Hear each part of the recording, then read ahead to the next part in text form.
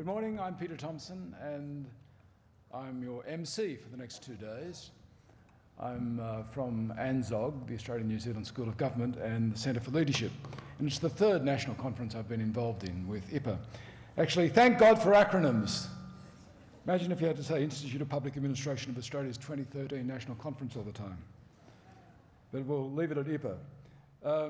We have people from all over Australia, the three levels of government, the private sector, the not-for-profits and the academic world represented here, as well as our national and international speakers, so welcome to all of them, and welcome to you, those that have signed up to come here for the 2 days. I hope it's tremendously stimulating and fun and enjoyable, and you meet lots of new people. I'd like to acknowledge the presence of Terry Moran, AC, Fellow of IPAA and IPAA National President. I'd also like to thank the Auditors General from around Australia and also New Zealand and Fiji. They're doing a fact check on our proceedings and a money check. So make sure that any expenses are properly done. The lineup of speakers, as you've seen in the program, is pretty impressive to say the least. And it coincides nicely with a very impressive event which has been going on this year in Canberra, the centenary of the ACT and of Canberra. So it's good to be here during the birthday celebrations. It's the first time in 9 years that the IPAA National Conference has been held in Canberra. It was last held here in 2004. So conference speakers are going to cover a range of topics, but at the heart of all the sessions is the desire and passion for good public administration. Hence our conference theme, Serving Australia in the 21st Century, and sessions also aim to highlight our sub-themes of smarter, better and broader. Underpinning all of this are ideas of agility and resilience, innovation and productivity, and crossing boundaries. So I've got a few things I need to say to you. Over the next few days, you'll become familiar with those words, I'm sure, and hope that by the conclusion you'll feel optimistic that Australia's public sector is well on the way to being smarter, better and broader. Now, IPAA will post speakers' presentations onto the IPAA conference website, which is ipa2013.org.au. And sessions being held in this theatre are webcast. So welcome to our online audience, those invisible people out there.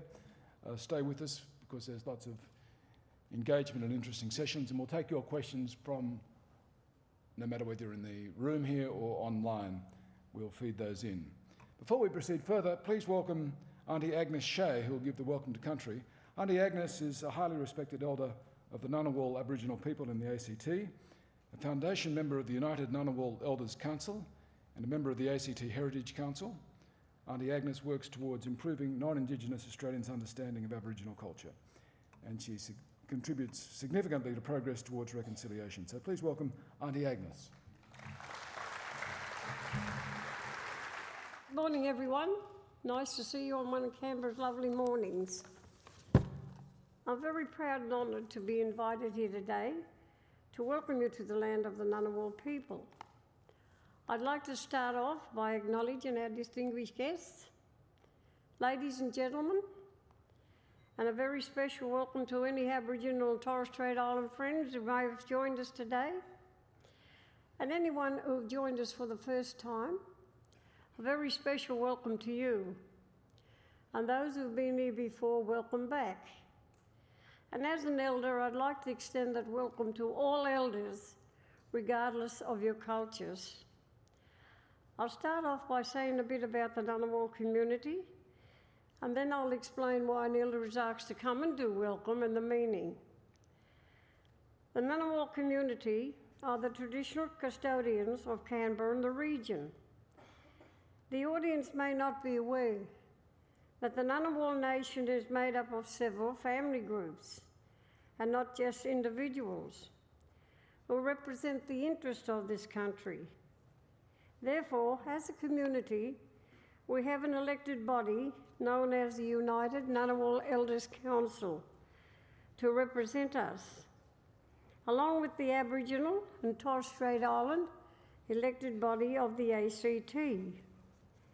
This is important for you to understand and acknowledge, for our identity is a collective identity.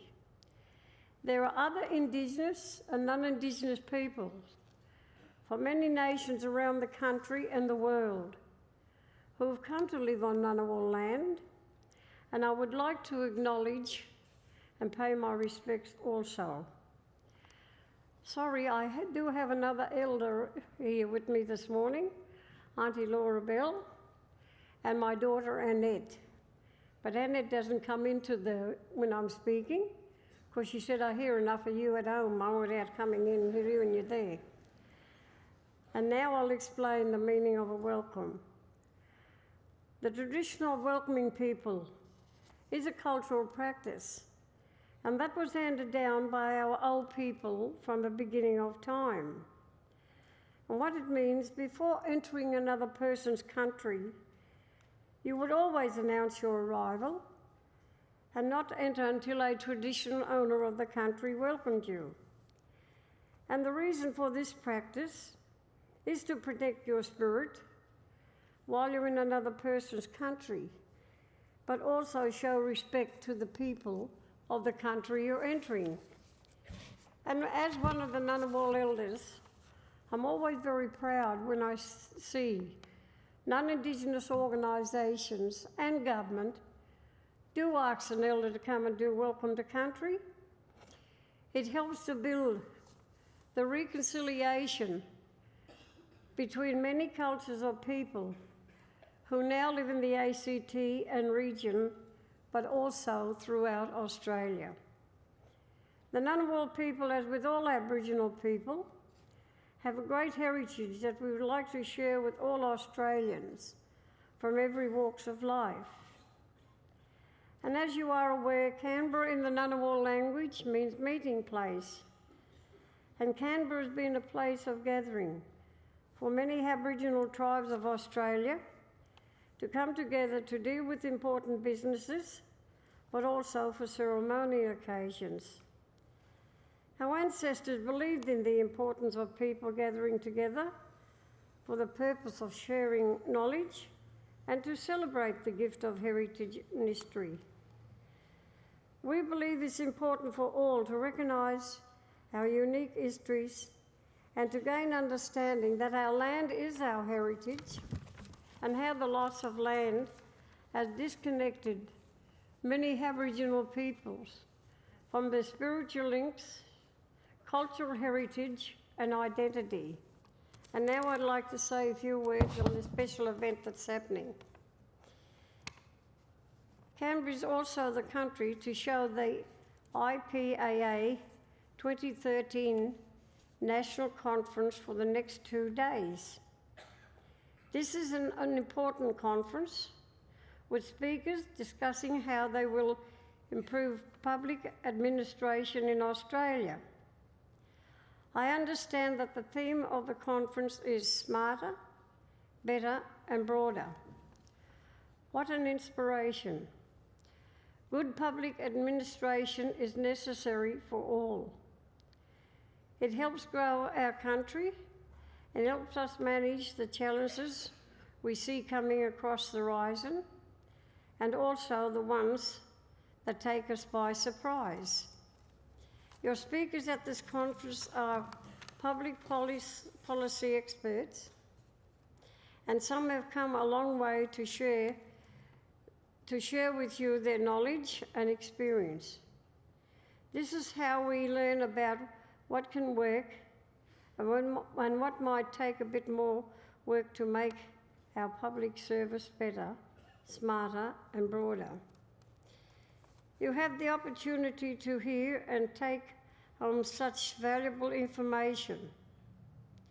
It will be a busy couple of days for you, and there are wonderful evening events that will celebrate the success of the National Fellows and nominees in the Prime Minister's Awards for Excellence in Public Sector Management. If I don't see you at tonight's celebration, I'd like to say on behalf of the Ngunnawal people, please enjoy your time here. And when it's time for you to travel back home to your own countries, I do hope that you all have a very safe and enjoyable journey. And now, thank you all again on behalf of Auntie Laura, my daughter and myself, And now I'll finish like I normally do in the words of the Ngunnawal people.